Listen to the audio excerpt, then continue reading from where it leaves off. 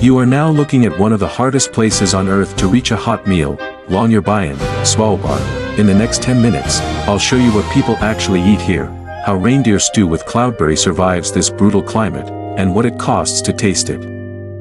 In this episode, I'll give you 3 things. First, I'll show you what daily life actually looks like here through the lens of food, not postcards, not tourist brochures, but the real rhythm of eating in a frozen town. Second, we'll experience the signature dish of the region, reindeer stew with cloudberry, one of the most unforgettable meals you can try this far north. Third, I'll show you what it costs to eat in one of the most remote towns on Earth, and whether the experience is truly worth. Welcome to Xity Kitchen Passport, the channel where food explains the world better than maps ever could. We don't just show meals. We show why they exist, how they survive, and what they reveal about the people who eat them. Today, we are heading far beyond the usual travel routes to one of the most remote inhabited places on Earth, Longyearbyen, Svalbard, sitting at 78 degrees north inside the Arctic Circle. When people hear the word extreme, they often think of mountain summits or deserts. But Longyearbyen represents a different kind of extreme, one built from cold, darkness, distance, and isolation. This town sits farther north than most people will ever travel in their lives. At 78 degrees north latitude, it lies deep in the Arctic, much closer to the North Pole than to the major cities of Europe. That location changes everything. Winter temperatures commonly fall below -20 degrees Celsius, and with wind chill, it can feel far colder.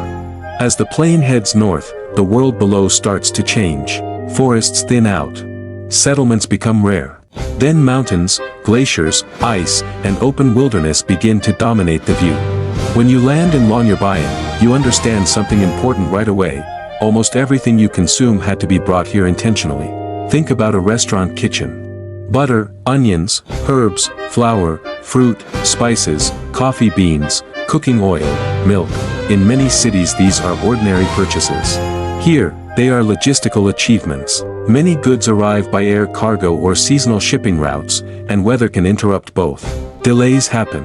Strong winds, storms, snow, and freezing conditions can change schedules quickly. That means restaurants must plan carefully. Storage matters more. Menus may shift depending on deliveries. Waste becomes more expensive. Fresh produce can be limited, seasonal, or priced much higher than visitors expect. Even simple comfort foods represent planning, transport, refrigeration, staffing, and adaptation. Now we arrive at the table, and this is the dish many people associate with Arctic dining in Svalbard, reindeer stew with cloudberry. It feels perfectly matched to the environment, warming, rich, practical, and deeply rooted in northern ingredients. Svalbard reindeer are uniquely adapted to harsh conditions.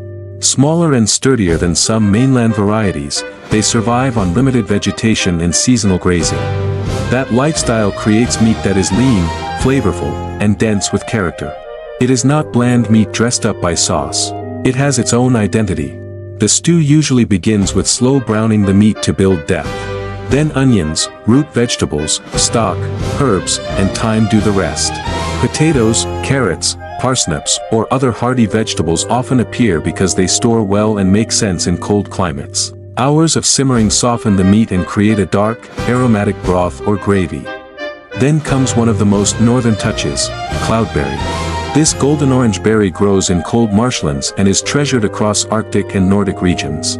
Its flavor is hard to compare directly, part tart, part sweet, part floral.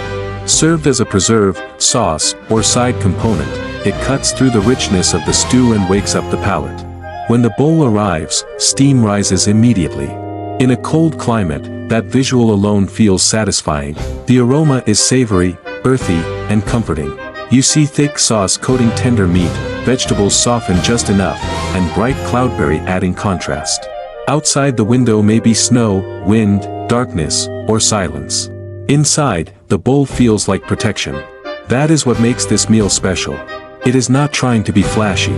It is trying to do something more important, restore warmth, energy, and mood in a place where all 3 matter every day.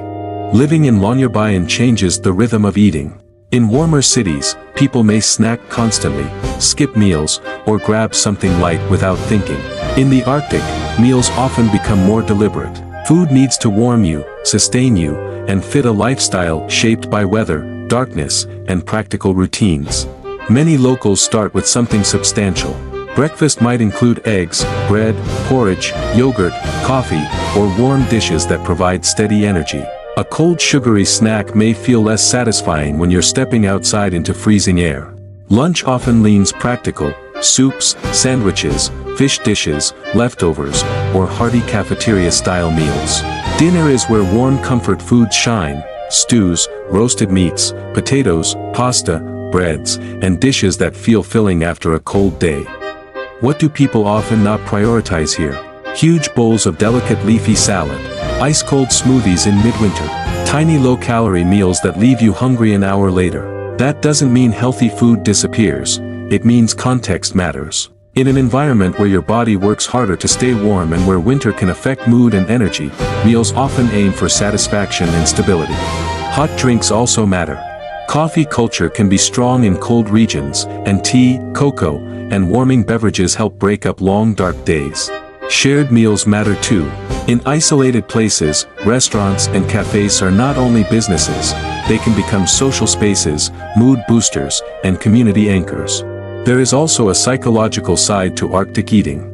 When daylight is limited and conditions are severe, food becomes one of the most reliable pleasures in daily life. A warm dinner after wind and snow can feel disproportionately meaningful, so the local rhythm isn't about luxury. It's about smart choices: warmth when needed, calories when needed, and comfort when needed most. Now let's talk about price, because nearly every visitor notices it quickly. Eating in Longyearbyen is rarely cheap by global standards. A hearty restaurant meal like reindeer stew may range roughly from $22 to $38, sometimes more depending on venue, season, and presentation. Drinks, imported ingredients, and specialty dining can push costs higher. At first glance, some travelers react with sticker shock. But once you understand the environment, the logic becomes clearer. High prices are not only about tourism.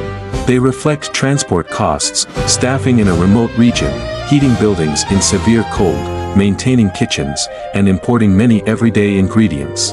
Then there's the calorie equation. In cold climates, the human body often uses more energy maintaining core temperature, especially during outdoor activity. Add walking through snow, layering clothing, carrying gear, dealing with wind, and navigating darkness, and energy needs can feel different than in a tropical city. That is why traditional cold climate meals around the world often feature protein, fats, root vegetables, grains, and hot liquids. These foods are practical. They digest slowly, satisfy longer, and support sustained energy.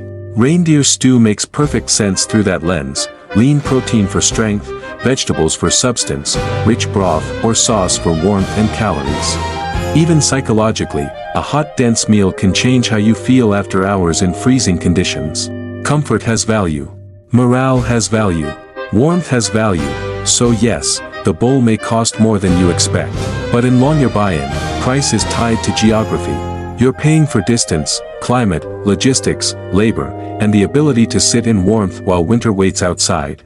That's why survival cuisine often looks expensive to outsiders, because they're seeing the meal, but not everything the meal had to overcome. My honest reaction: I came expecting novelty, the kind of meal you try once because of the location, then mainly remember as a story. What I found instead was something genuinely comforting and carefully balanced. The first spoonful is rich and warming without being heavy in a clumsy way. The reindeer has depth of flavor, slightly wild but clean, more elegant than many people might expect. It doesn't taste like a gimmick ingredient. It tastes like it belongs here. The slow-cooked texture is tender, and the vegetables absorb the broth beautifully. Then the cloudberry enters, and that was the moment that surprised me most. I expected sweetness. What I got was contrast. Brightness. A tart, almost floral sharpness that cut through the richness and refreshed the palate. Suddenly the dish became more complex than hearty stew. It had tension and balance. The second surprise was emotional rather than culinary. Eating this meal while knowing the conditions outside changed the experience. If I tasted the same bowl in a warm city cafe, it would still be good. But here, surrounded by Arctic air, snow, and the awareness of isolation, it felt more meaningful. The environment becomes part of the seasoning.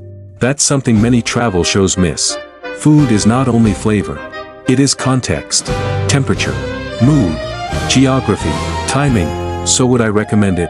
Absolutely, not because it is rare, but because it tells the truth about where you are. It is practical, local, memorable, and deeply tied to place, and that may be the highest compliment I can give any dish. It could only make full sense here. Drop a comment. Which would you pick? The cheap local meal or the hidden fine dining seat? I read the top comments before filming the next episode.